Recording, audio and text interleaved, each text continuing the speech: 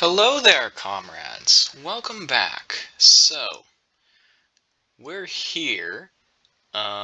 This is the second episode of Nerding Out. We're still on the the Caveman the Cosmos tech tree. Look at the first video if you haven't seen it. We'll have the link in the description and a comment, hopefully. But yes, now I'm going to go on to the second scenario that I was hyping up last episode. This is going to be quite a long one because I'm going to have to explain myself quite a bit. Basically, so, there's a theory in science that, well, for example, that Europa, or other moons like it, basically, alright, around Jupiter, there's a moon called Europa. The surface is several kilometers thick worth of ice. Underneath is theorized to be a liquid water ocean, which could possibly have chemical and volcanic vents, which could possibly support life. It is theorized that life on Earth first emerged around chemical and volcanic vents deep underneath the ocean. So, theoretically, life could also could emerge on other planets in similar situations. What if it evolved underneath several kilometers worth of ice in a deep, deep, deep, dark ocean on another planet? Or maybe even an exoplanet. Basically a planet outside of our solar system. A rogue planet, that's what it's called. A planet with no solar system. So, basically, these beings would be underwater at all times. This is kind of a underwater civilization thing, but also there's no sun and there's no surface, so it's not like they'll be able to go to the surface at any point. Basically, they're trapped. They probably won't get scientifically advanced enough to learn this, though. But how far would they get? So let's start from the beginning. I'm going to explain myself as I have, like, my different explanations of which texts could be taken in this tech tree by them, and which ones will be like skipping and saying, you don't really need this in order to get there, stuff like that.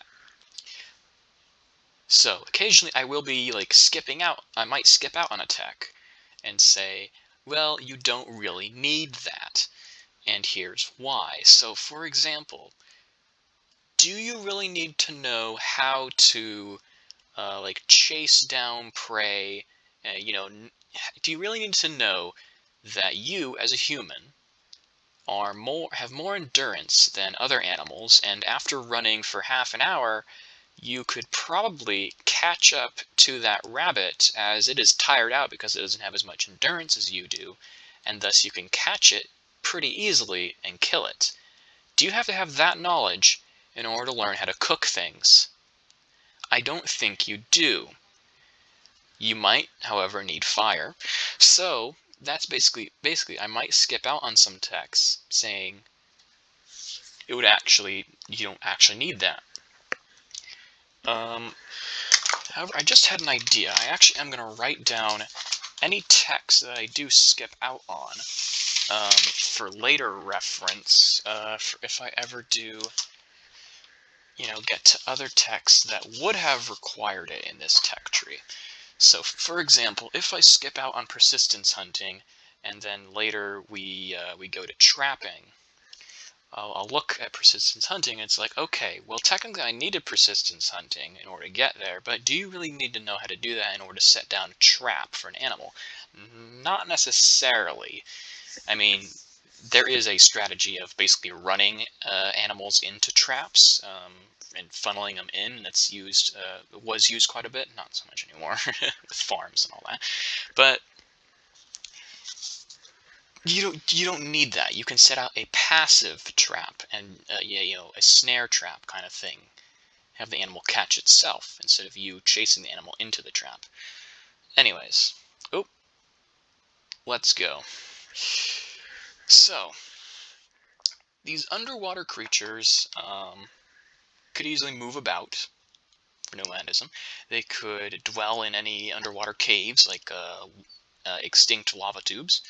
They could develop a language based on clicking or bioluminescence, since there is no light, basically, down there, except for bioluminescence and, I suppose,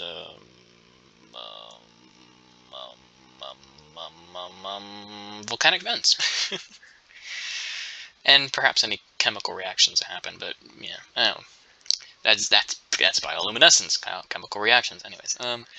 They could scavenge off dead animals and gather what would probably be, like, fungi and bacterial colonies, and stuff like that. There wouldn't really be any true plants, because there's no UV light in this world, because there's no starlight.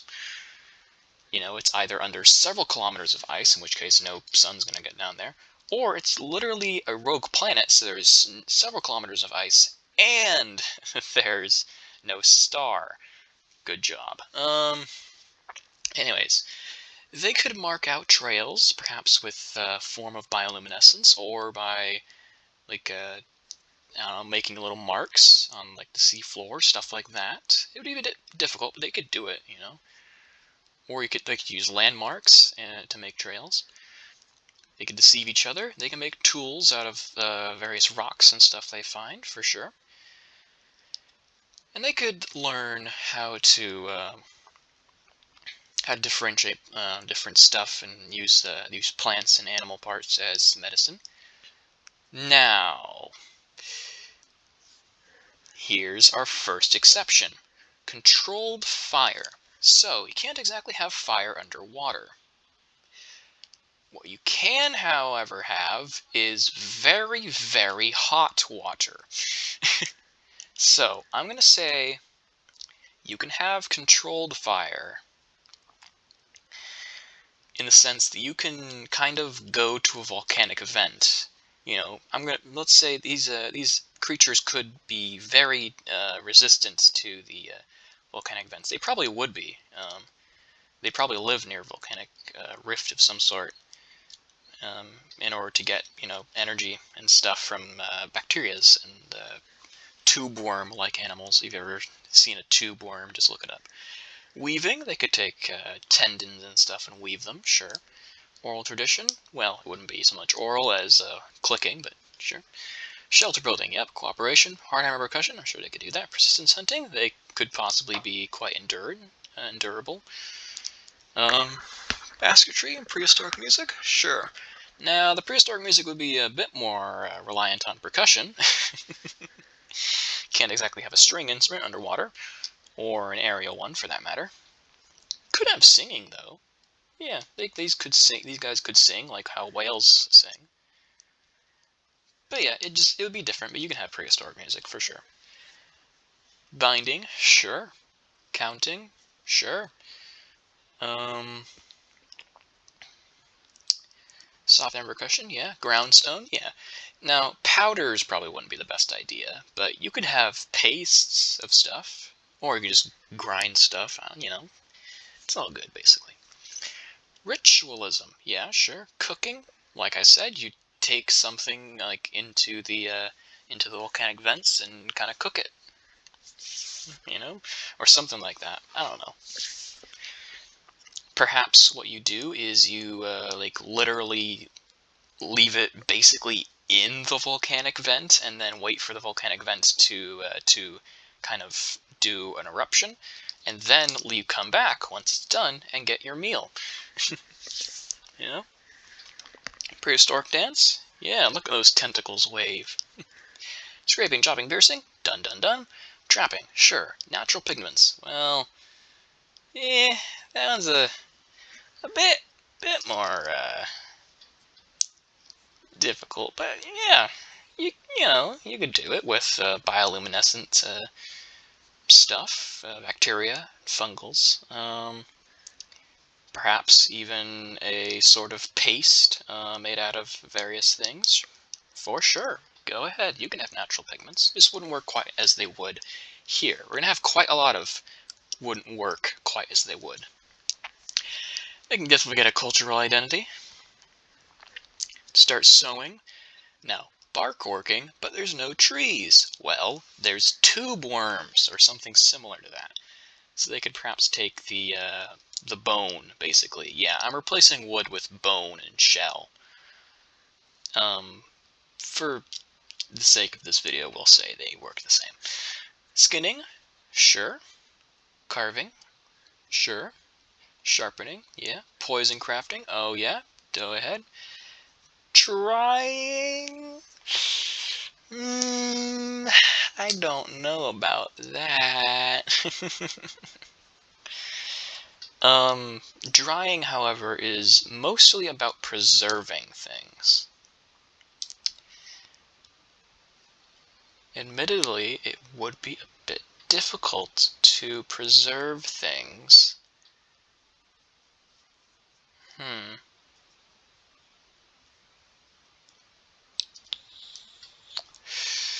I think that is actually going to be our first mark. So, drying is impossible, but we'll probably skip it for now. Games, you can have games. Trap fishing. Well, yeah. I mean, we're underwater, so it's basically just trapping, because you're not, an outsider looking into the water, you're in the water, so it's basically trapping. So yeah. Adhesives. Now, this is another one. So, I don't really know of any, animal or anything that creates a glue or anything similar that works underwater. So, I'm going to also have to say that adhesives are a no-go. However, I also don't see how effective they are, for certain things. You could just as easily sew as use an adhesive. If I can even write down the word. There we go. Bone working? Yeah, we're already doing that. Flint knapping, sure. Tracking, yep. Petroglyphs. Bit difficult, but yeah. You could paint with stuff. I don't know. Maybe you could poison the. Yeah, you could poison the where you want to draw, maybe, or something like that. So that bioluminescent bacteria doesn't grow there, something like that. Yeah. Personal adornments, basically clothing. Yeah. Composite tools. Okay, here is our first sort of exception thing. So, composite tools. Now let's think about this. For a tool like this, looks like a stone hammer of some sort, do you need glue to make it?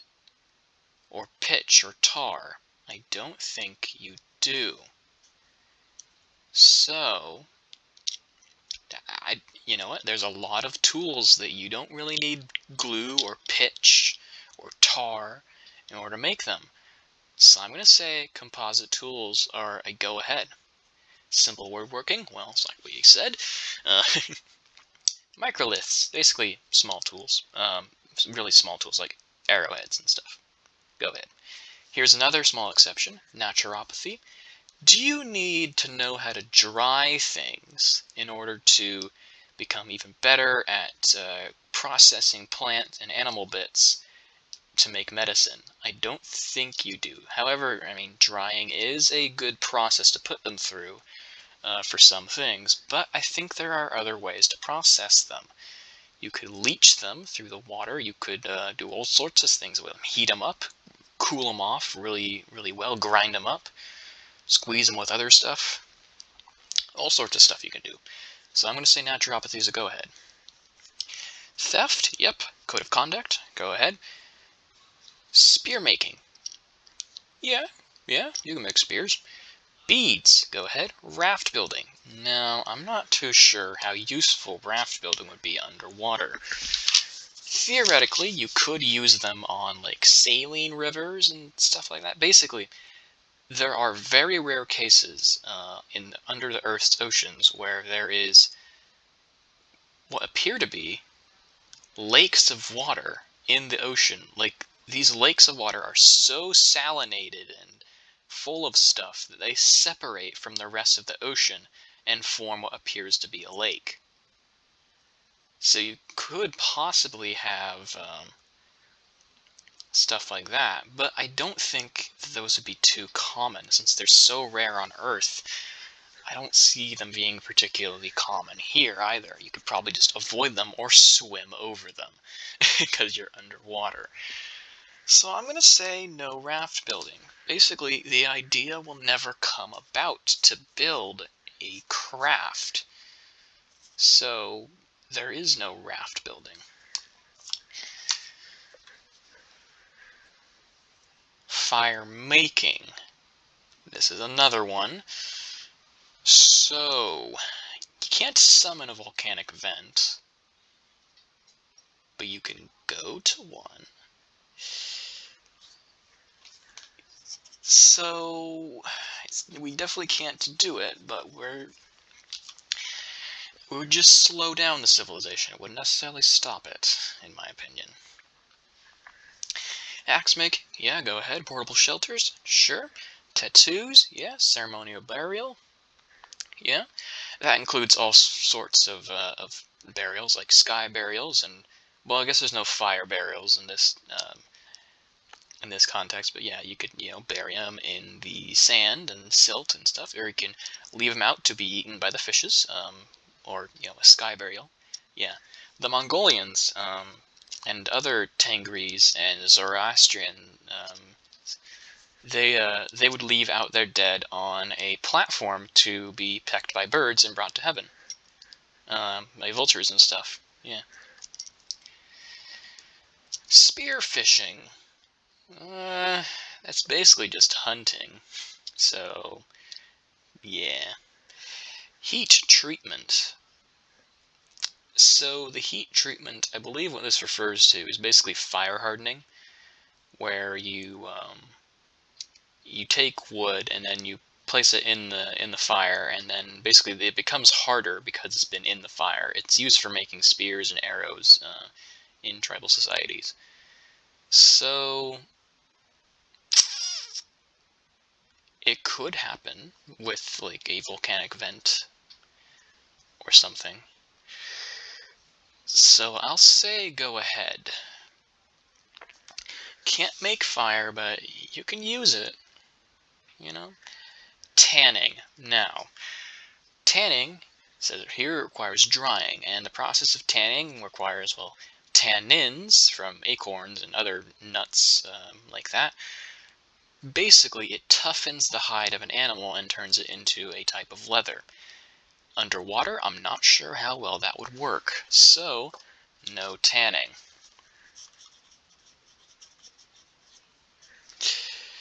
Woodworking, well, it's like the bone working. We just get better at it. Stone building, yeah, sure, go ahead. Bartering, not sure why you need beads for bartering, but maybe it's a type of currency, but in that case, it's not bartering, so I don't understand this. Slash and burn. So this is basically a technique for early agricultural societies or hunter-gatherers that are quite nomadic. Basically, they would burn out a forest, and the agricultural societies, they would use the new soil, which has been fertilized with ashes, to grow their crops. The hunter-gatherers would then look for any burnt animals and eat their cooked flesh. Or they would use the fire to make animals jump to their death off of cliffs and stuff, and then harvest the injured animals, like mammoths, stuff like that. Anyways. Carpentry, yeah, sure, go ahead. It just basically means better building. Autolottles, not sure how well that would work underwater. So, no autolottles. Pictographs, sure. Do that on a shard of bone or something like that. Boats, nope, no boats. Obsidian weapons. Obsidian is a type of volcanic glass. Seeing how these creatures probably live near volcanic vents, certainly.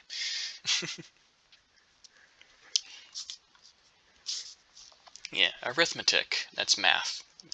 Yeah. Tribalism, yep, go ahead. Hunting, yep. Animism, yep. Although it says it requires fire making for some reason and stuff like that, that's all fine. Fishing, I'm assuming this is like line fishing. Can't exactly do that. Well, I'm trying to think now.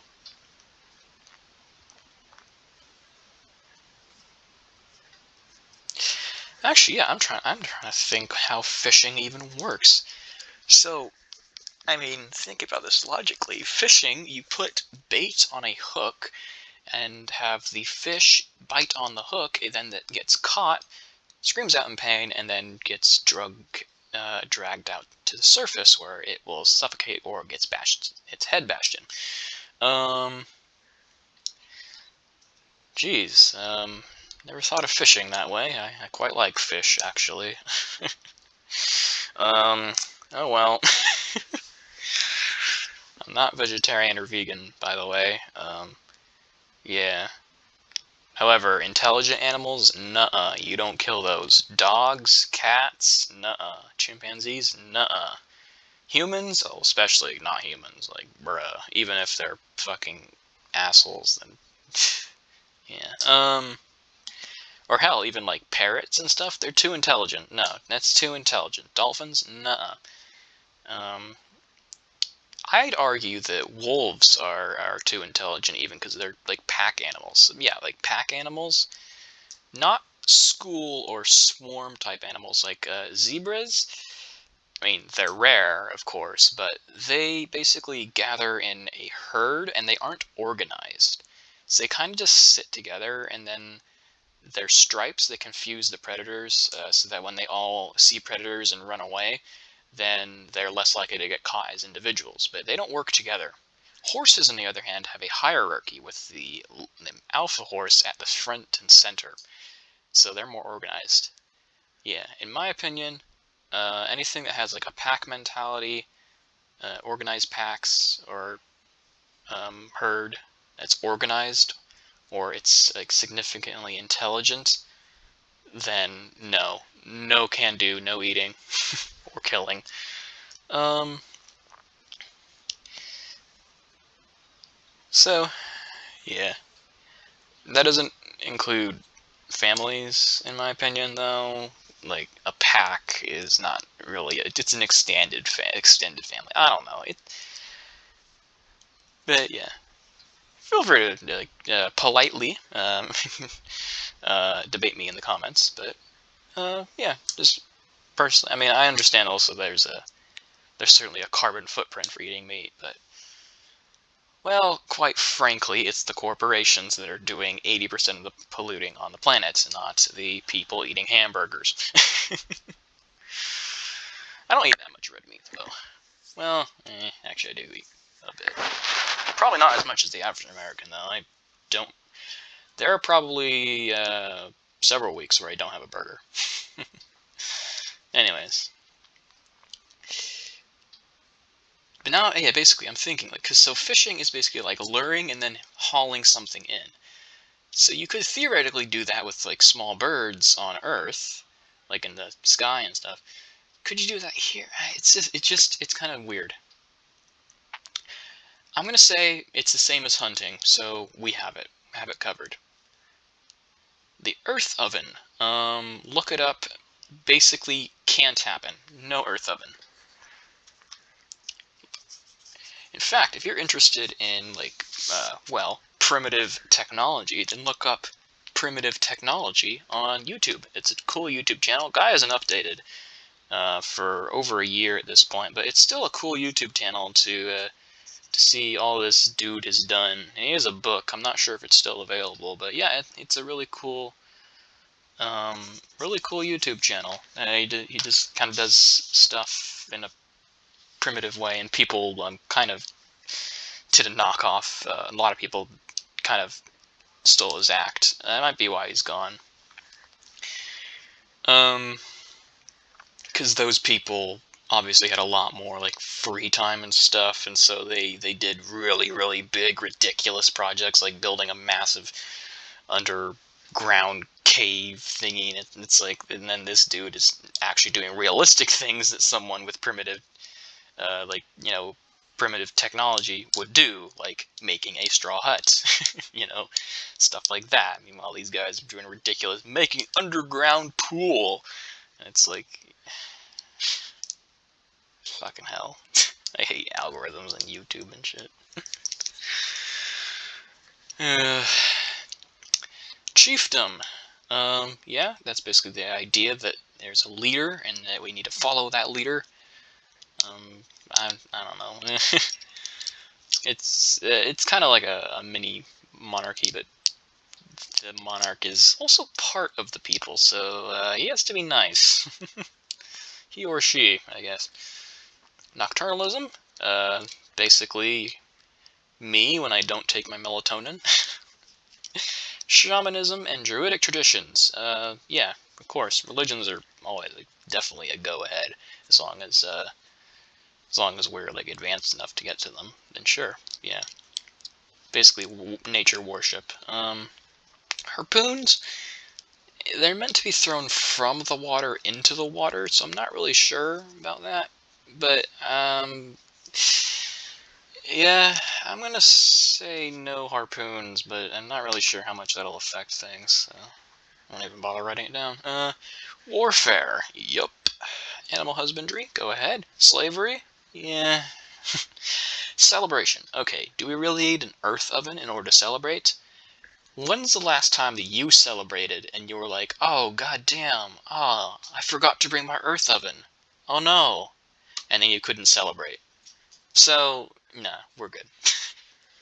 Okay, and now, here's where I started talking to myself in the original little thought experiment that I was doing. So, obviously there's not actually going to be horses and camels and I called those horses elephants, camels, and horses, and chickens, and all that underwater here. But let's think about what each of these serves as a purpose for, well, humanity. So, canines. The canines that got domesticated were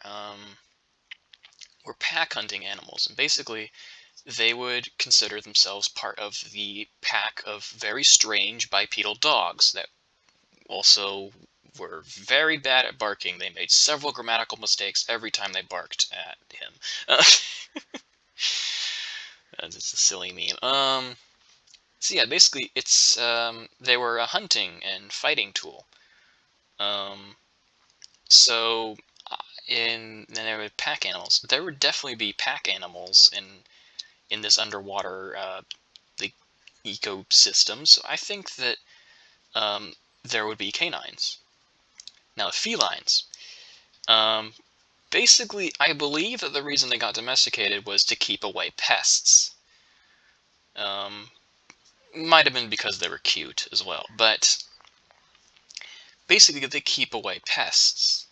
So, they hunt down small animals and they're all stealthy about it, and they,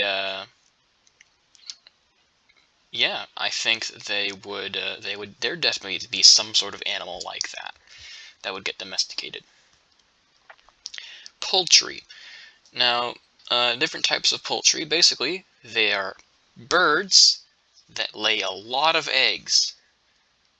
So, I think there would definitely be some sort of thingy for this. Yeah, I think there would definitely be some sort of replacement for this in this society. So, yeah, go ahead with the poultry domestication. Elephants. Basically, they're highly intelligent and highly strong. As long as you treat them well, they'll treat you well and help you carry the big thing that you're carrying. So they're all good. Yeah. Camels. camels are basically a pack animal with high endurance, so they can go long distances, and you don't have to care too much about them. They'll basically take care of themselves, as long as you keep on holding on, make sure they don't run away or spit at you. I'm a llama, and I'm gonna spit at you. Anyways, there would definitely be something like that of both of these, I think. Horses are basically kind of similar, but they're faster, and also they come in an organized herd, so you can get multiple at once by taming the head horse of the herd, or whatever it's called. So I think you could definitely have animals like that, and you could start riding these animals. Megafauna domestication, yeah, you could probably have something like that. Really big animals underneath the sea that could be tamed. You could have Tangriism, and mysticism. Megalith construction, yeah, sure. And then we can get to the sedentary lifestyle. Now, I hoped to finish this this video by the 30-minute mark or so, but unfortunately, we're only just getting to sedentary lifestyle. So I think I'm gonna leave it here for now until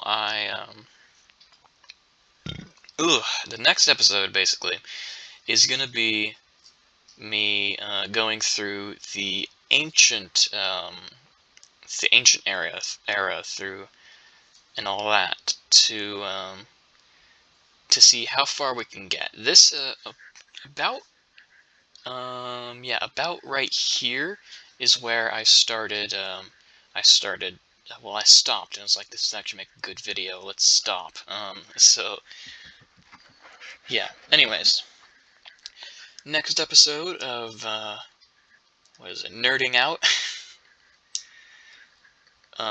Will be hopefully the third and final part of this nerding out on the Caveman the Cosmos tech tree, and finishing off this scenario of underwater, thingy. Thank you so very much for watching. Until next time, solidarity forever.